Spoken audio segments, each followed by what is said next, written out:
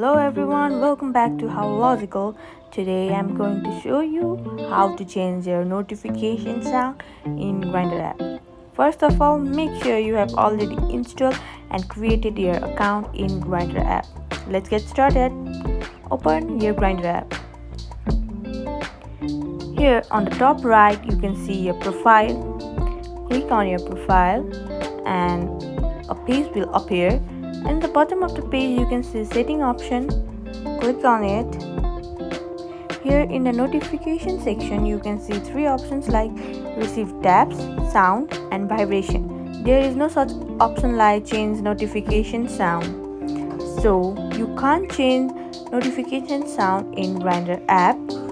Thank you.